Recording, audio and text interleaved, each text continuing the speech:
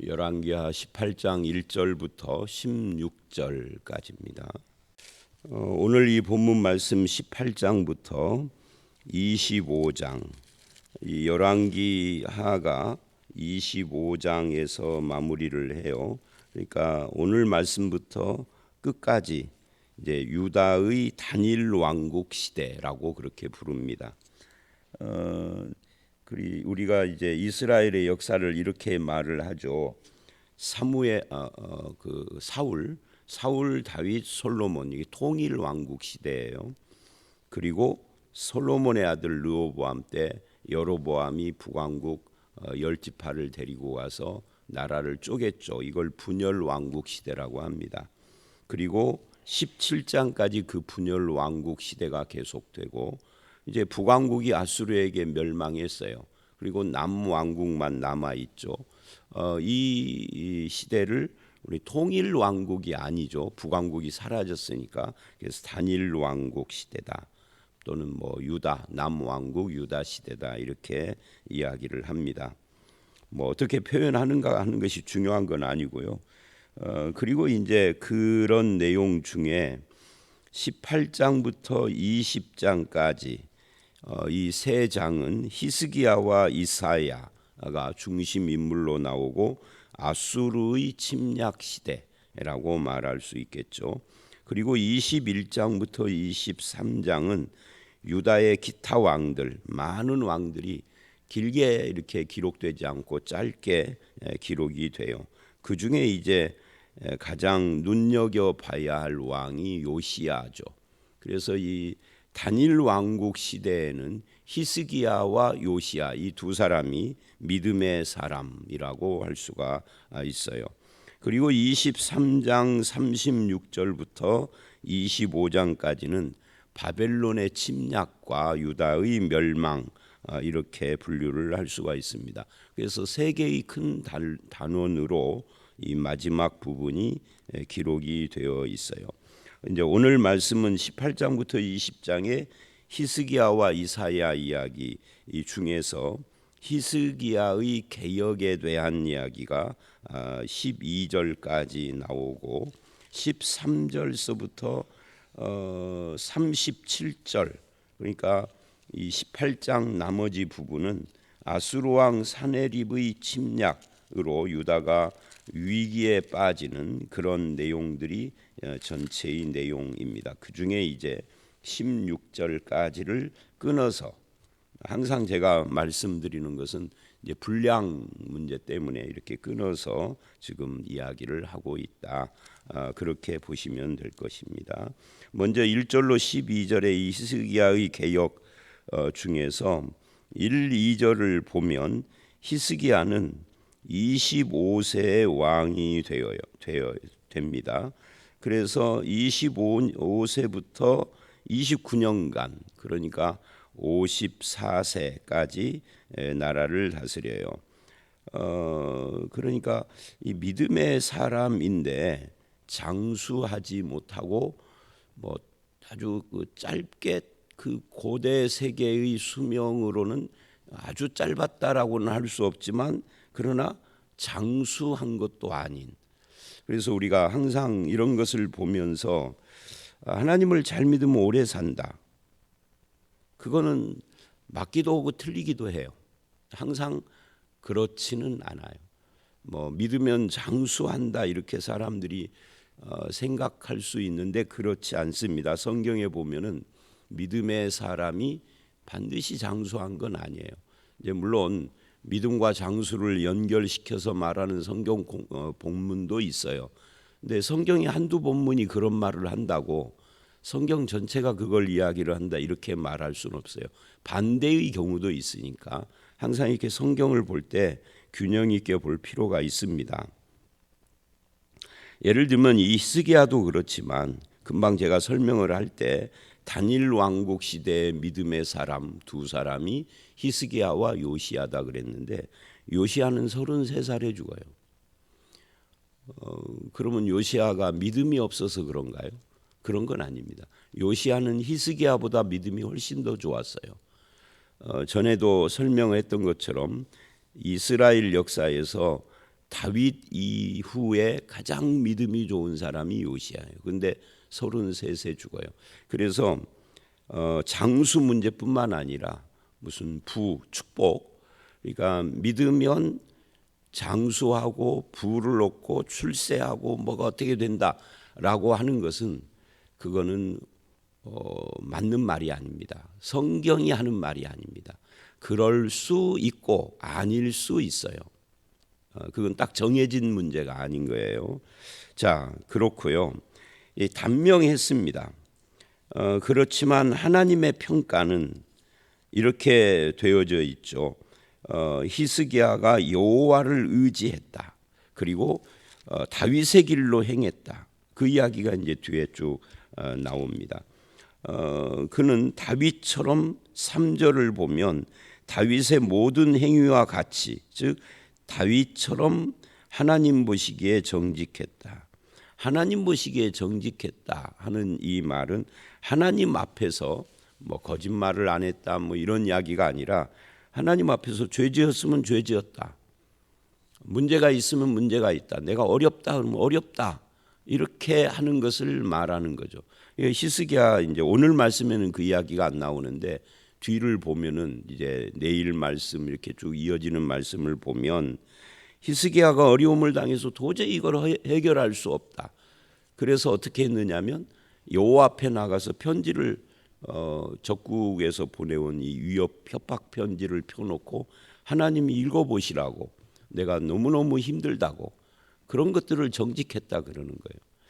뭐 평생 거짓말 한마디도 안 했다 이런 이야기를 하는 게 아니라, 물론 제가 지금 이런 말을 하는 것은 거짓말해도 된다 이걸 의미하는 게 아니라 하나님 앞에 정직했다는 말의 의미가 뭐냐 하는 거예요.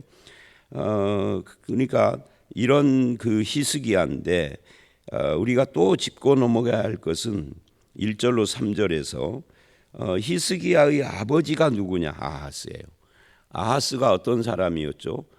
유다 왕국 역사 속에서 가장 악한 왕 몇 사람 중에 하나예요. 더 재미있는 것은 히스기야의 아들이 또 나중에 나오는데 이 히스기야의 아들은 히스기야의 아버지보다 훨씬 악한, 그러니까 악한 아버지 밑에 선한 믿음의 사람 히스기야, 믿음의 사람 아버지 밑에 가장 악한 아들이 나오는 거예요. 그래서 왜 이거를 이야기를 하느냐면 대물림이라는 건 없다. 한국 교회를 강타하고 그 영향이 지금까지도 있는, 제가 우리 새벽기도 시간에 대물림에 대한 이야기 참 많이 하죠. 아니다라는 것을 성경이 증명을 해요. 이스라엘 역사가 그걸 증명을 해요. 그래서 대물림은 아니다. 만약 대물림이라고 하면 그 조상들의 그 죄와 저주와 이런 것들을 대물림해서 히스기야도 나쁜 놈이어야 되고, 또 이게 대물림이라고 하면 그 히스기야 앞에서는 차단됐다 해도 히스기야의 믿음이 그 자식에게 대물림돼야 하는데 왜 이렇게 악한 놈이 나왔느냐 말이죠. 그래서 대물림이 아닙니다. 그럼 뭐냐? 대물림이 아니라 영향을 받는 건데 그 영향 받는 걸 차단하면 되는 거죠. 잘못된 것은. 그리고 선한 것은 영향을 받으면 되는 거죠. 대물림으로 하면은요, 인간의 자기 책임은 사라져요. 나는 잘 살려고 했는데 믿음으로, 우리 조상들이 그래서 나는 어쩔 수 없이 저주 가운데 있었던 거야, 이렇게 되는 거예요. 내 책임 없죠. 하나님 책임이지. 조상 책임이고. 반대도 마찬가지입니다. 그래서 믿음이 우리 가족과 자손들이 믿음이 좋은 것은 그 아버지가 쌓아놓은 공덕 때문이다, 이런 말을 가끔 들어요. 우리 집은 신앙이 기독교 초기에 들어왔던 선교사에게 복음을 들어서 제가 4대째입니다 5대째입니다 이런 말을 하는데 옆에 있는 분들이 뭐라고 그러냐면 그 조상이 공덕을 쌓아서. 아니 뭔 공덕이, 불교요? 공덕 쌓게. 기독교인 입에서, 그것도 교회 중직자 입에서 그런 말이 나온다는 것이 얼마나 웃겨요. 그 입을 미싱으로 그래야죠. 하여튼 그런 건 없다. 믿음이다. 그리고 그 악한 왕 아버지 밑에 내가 선한 믿음의 사람이 된 건 이 믿음의 근거가 어디에 있느냐 할 때 이게 이제 하나님의 은혜를 말할 수밖에 없죠. 자, 그게 이제 1절로 3절까지의 이야기고요. 4절을 보면 어떤 이야기를 하느냐면 히스기야의 신앙과 삶에 대한 칭찬을 지금 하는 겁니다. 그가 여러 산당들을 제하며, 이 산당이 항상 문제입니다. 이스라엘에는 제거하지 못한 산당, 이게 우상 숭배의 핵심 중심지 역할을 했어요. 그래서 제거하지 못한 산당을 이제 제거를 했습니다. 여러분, 이 산당은 솔로몬 시대에도 산당이 있었잖아요. 그때부터 쭉, 아니 그 이전 여호수아가 가나안 땅을 정복한 그때부터 산당을 제거를 못했어요. 그리고 핑계가 있었죠. 거기서 하나님을 제사한다라고. 그런데 그것이 갈수록 우상 숭배에 빠졌죠. 왜? 원래 이스라엘이 점령하기 전에 거기가 우상 숭배하던 장소였으니까. 주상을 깨뜨리고 아세라 목상을 짓고, 여기서 아주 재미있는 거 하나가 나오죠. 모세가 만들었던 놋뱀, 기억하시죠? 민수기에 불뱀이 와서 물었을 때 하나님께서 놋뱀을 만들어서 그걸 쳐다보는 자는 나을 것이다 라고 했던 그 놋뱀. 근데 사람들은 참 이상한 거예요. 우리도 그렇고 고대 이스라엘도 그렇고요. 인간은 현대 과학이 발달해도 안 변하는 부분들이 있는 거죠. 이 놋뱀을 세워놓고 하나님께서 그걸 통해서 이스라엘을 치료해 주셨어요. 그러면 그걸로 이제 끝난 거죠. 놋뱀의 역할은 그걸로 끝난 거예요. 하나님께서 이 놋뱀을 영원히 간직을 해라, 그 앞에서 예배를 해라, 그 놋뱀을 높여라 한 것이 아니거든요. 그런데 이스라엘은 그거를 간직으로 오고 고이 모셔놓고 그 모세 시대부터 지금 이 히스기야가 그걸 없앨 때까지 그 오랜 세월을, 그게 1000년 정도 돼요. 모세 시대가 1500 BC 1500년이라고 하니까, 그러니까 이 히스기야 시대까지 거의 1000년을 인간의 이 죄악이 말이죠. 그리고 희한한 짓거리를 그런 거죠. 그래서 뭐 우리 오늘날도 마찬가지입니다.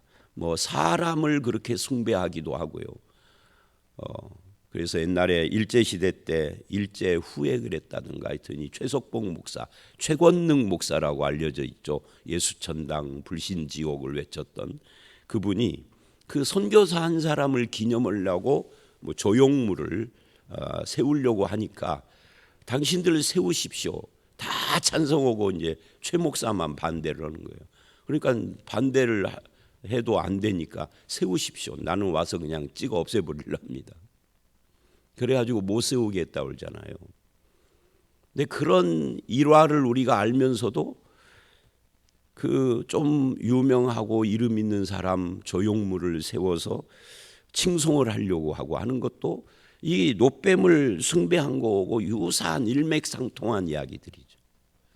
성경에서 그 많은데, 그래서 이 놋뱀을 이스라엘이 지금까지 그 앞에서 분향을 하고 숭배했다라는 것이 인간은 동서고금을 막론하고 미신적 어떤 성향을 누구나 가지고 있다. 뭔가 조금 특별한 것이 있으면 그 앞에서 빌려고 하고 그것을 하나님 자리에 올려놓으려고 하는 그런 경향이 있다 하는 것을 알 수가 있습니다. 그런데 이 히스기야가 그것을 드디어 그것을 부숴 없앴다 하는 거예요. 히스기야가 대단한 사람인 거죠. 그리고 5절 히스기야가 이스라엘 하나님 여호와를 의지하였는데 그의 전후 유다 여러 왕 중에 그런 자가 없더라. 사실은 이제 성경 기록을 끝까지 읽으면 요시야가 있죠, 후에. 그리고 그 전에도 다윗이 있었죠. 그러나 지금 히스기야가 이스라엘 남유다의 왕 중에는 가장 지금까지는 가장 믿음 있는 사람이었다 하는 것을 이렇게 표현을 하고 있는 겁니다. 그래서 인간의 이 우상 심리, 미신 심리, 그것을 히스기야가 지금 끊어놓고 있는 거예요. 우리가 기독교 박해 우상은 분별이 돼요. 예를 들어서 오늘날 서부중앙교회 안에 노뱀을 세워놨다 그러면 이거는 우상인데, 이 잘못된 건데, 누구나 분별이 되지만 우리 안에 존재하는 우상, 하나님의 능력이 나타나는 어떤 물건이 있다. 그러면 우리도 어쩌면 이 노뱀을 섬긴 이스라엘처럼 이렇게 분별 없이 할 수도 있는 것이 죄인들이다 하는 것을 알 수가 있어요. 하나님의 능력이 나타났다 할 때 우리는 주의해야 돼요. 그 능력이 나타난 능력을 섬길 것인가, 능력이 나타난 사람을 섬길 것인가, 능력이 나타난 물건을 섬길 것인가, 다 아니죠. 하나님의 은혜와 능력이 나타났으면 누구를 섬겨야 돼요? 하나님을 섬겨야죠. 답이 아주 간단해. 유치원 아이들도 알 수 있어. 근데 이것이 우리가 실천할 수가 없어. 답은 간단해요. 다시 말을 합니다. 하나님의 은혜와 능력이 나타났습니다. 그것이 나타날 때 어떤 사람을 통해서 나타나고, 아니면 어떤 물건을 통해서 나타났다고 하십시다. 예를 들면 옛날에 포천 할렐루야 생수, 그렇게 한번 치십시다. 저는 그 생수도 안 믿지만 하여튼 사람들이 그러니까 그렇다고 치자고요. 아니면 어떤 기도원이 어떤 교회에서 나타났다고 합시다. 그러면 그 사람을 섬겨야 돼요? 그 물질이나 물이나 이런 걸, 막대기 같은 걸 섬겨야 돼요? 그 교회를 섬겨야 돼요? 하나님을 섬기는 거죠. 근데 이게 이상하게 아주 간단한 문제인데 사람들이 이 분별이 안 돼요. 이 말을 듣는 여러분도 안 될 거예요 아마. 지금은 그렇구나 그러지만 현실에 딱 맞닥뜨리면 안 돼요. 안 돼. 제가 장담합니다. 그래서 어떻게 해야 돼요? 목사가 같은 이야기를 반복을 해야 돼. 옛날에 한 15년 20년 전에 우리 집사람이 저한테 당신은 왜 그렇게 그런 이야기를 꼭 그렇게 하느냐고. 내가 그랬지, 이런 이야기를 전에 했는데 또 하고 그리고 또 얼마 지나서 또 하는 이유는 사람들이 못 알아들어.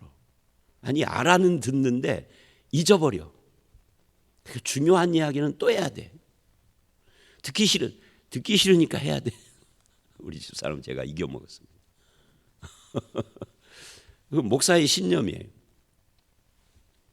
하여튼 하나님, 우리는 그 일을 하신 하나님이지 그 일을 섬기는 건 아니에요. 이걸 확실하게 해야 할 필요가 있습니다. 그 다음에 5절 6절을 보면 하나님을 의지하고 이런 이야기를 해요. 하나님을 의지했더라. 그런 사람이 그 전후에 없었더라 한 다음에 6절에 곧 그가 여호와께 연합하여 그럽니다. 하나님을 의지할 뿐만 아니라 하나님께 연합했다. 연합했다는 말이 뭐예요? 하나님과 한 마음이 됐다는 거죠. 그래서 그에게서 떠나지 아니하고 여호와께서 모세에게 명령한 계명을 지켰더라. 자, 하나님을 의지했다. 하나님과 연합하여 한 마음이 됐다. 이게 뭘로 나타나는 거예요? 하나님의 명령하신 계명, 즉 말씀을 지키는 것으로. 자, 이게 이제 중요한 것이 뭐냐면 나는 하나님을 의지합니다. 하나님과 한 마음입니다. 근데 말씀을 안 지킵니다. 그럼 앞에 두 가지는 거짓말인 거죠. 내가 하나님을 의지하고 그분과 한 마음 됐다 하는 것은 반드시 말씀을 지키는 것으로 열매가 나타나야 그게 진실한 거예요. 말씀은 안 지키는데 나는 하나님을 의지해요. 감정적으로만 그거는 인정될 수 없는 거예요. 이 본문 5, 6절이 그런 이야기입니다. 그래서 개혁이라는 것은 뭐냐? 히스기야의 치적의 핵심이 개혁이잖아요. 3절 4절에서 말하는. 근데 그 개혁은 남을 고치고 세상을 고치기 전에 내 자신이 먼저 하나님을 의지하고 연합하여 그 말씀을 지키는 것부터 해야죠. 그거는 빼고 남을 고치는 개혁은 그거는 불완전한 것입니다. 아니, 그건 개혁이 아닙니다. 그건 그냥 뭐라고 해야 될까요? 개혁이 아니라 반란, 쿠데타죠, 쿠데타. 자, 그래서 이제 이런 이야기를 하고 7절을 보면 여호와께서 그와 함께 하심에 그래요. 6절에 연합하여와 함께라는 말은 같은 뜻이죠. 그러니까 히스기야가 여호와와 한 마음을 품으니까 하나님도 그와 함께 하셔서 한 마음으로 어떤 일을 하는데, 그게 뭐냐면 그가 어디로 가든지 형통하더라. 이 형통의 개념은 만사 형통을 말하는 건 아닙니다. 왜냐? 요셉의 예가 이제 굉장히 중요한, 이 형통을 해석하는데 중요한 키포인트죠. 요셉은 형통했다는 말을 계속 들었는데 형통했다는 말을 들을 때마다 밑으로 추락을 했어. 그죠? 아버지에게 사랑받는 그 꽃가옷을 입었던, 채색 옷을 입었던 17살에서 갑자기 노예로 팔렸죠. 근데 형통했다고 그러죠. 거기서 오해를 받아서 감옥에 쳐넣어졌죠. 그런데 하나님은 형통했다고 그러죠. 그래서 형통의 개념이 우리가 생각하는 만사 형통하고는 관계가 없습니다. 뭐든지 잘 되고 내 뜻대로 이루어지는 형통을 말하는 게 아니라 어떤 문제 앞에서도 하나님을 의지하고 하나님 편에 서는 것이고 결과적으로는 하나님의 뜻이 이루어지는 것이고, 이런 것을 형통이라고 해요. 고난을 당하더라도 하나님을 의지하고 하나님 앞에 서는, 문제 앞에서도 믿는 자의 모습을 잃지 않는, 그것을 형통이라고 그럽니다. 그것을 여호와와 동행한다 그러고요. 그러니까 형통은 하나님과 동행하는 삶을 말하는 거예요. 문제가 없어지는 삶을 말하는 게 아닙니다. 그래서 우리는 복 개념을 바꿔야 돼요. 팔복. 복 개념 하면 항상 뭐 구약에 뭐 들어가도 뭐 복을 받고 나와도 이거 잊어버리시고요. 팔복 생각하시면 돼요. 심령이 가난한 자는, 복의 첫 번째가 그거잖아요. 심령이 가난한 자는부터 시작을 하는 거예요. 이게 마음이 가난하다라는 것은 물질이 가난하거나 또는 뭐 물질이 뭐 엄청 많거나 이런 개념이 아니라 내가 재벌이라도 마음이 가난할 수 있고요. 저 다리 밑에 움막에서 사는 거지라도 마음이 안 가난할 수 있어요. 마음이 가난하다는 것은 일단 여러 가지 중에 첫 번째로 꼽을 수 있는 것이 하나님 앞에서 겸손한 거죠. 자, 어쨌든 뭐 애통, 온유, 청결, 화평 이런 것들이 다 그런 거고요. 그래서 그런 이 함께 하심에 형통했더라. 그래서 아수르 왕을 배반하고 섬기지 않고 블레셋 사람들을 쳐서 뭐 망대에서부터 견고한 성까지 이루고 이제 이런 일들이 일어났다 그런 거예요. 그런데 이제 아수르 왕을 배반한 거고 형통한 거고 무슨 관계가 있을까? 나중에 보면은 히스기야가 13절 이하에 이 아수르 왕 앞에 납작 엎드리잖아요. 그런데 오늘은 16절까지만 읽어서 납작 엎드린 걸로 끝나지만 내일 말씀 이하로 가면은 이제 달라지는 거죠. 자, 그거는 내일 보는 것으로 하고요. 9절로 12절, 이 히스기야 4년에 어떤 일이 일어났는가를 말하는데, 이 9절로 12절은 사실은 앞에 17장에서 이미 나왔던 이야기를 다시 반복하는 거예요. 거기에 표현됐던 말씀들을 그대로 하는 겁니다. 그게 뭐죠? 북왕국 이스라엘이 아수르 왕 살만에셀에 의하여서 함락돼서 멸망했다. 그 이야기를 하는 거예요. 그래서 아수르가 이스라엘을 포위한 지 3년 만에 히스기야 제6년에 이 사마리아가 함락돼서, 사마리아는 수도니까요. 이스라엘이 다 함락됐다 그 말이죠. 아수르의 포로가 됐다. 근데 그 이유가 뭐냐? 군사력이 약해서 그런 것은 아니다. 뭐 군사력도 물론 차이가 나기는 하죠. 근데 그것이 근본 원인이 아니다. 그럼 뭐예요? 말씀을 듣지 않아서다. 그래서 12절에 이래요.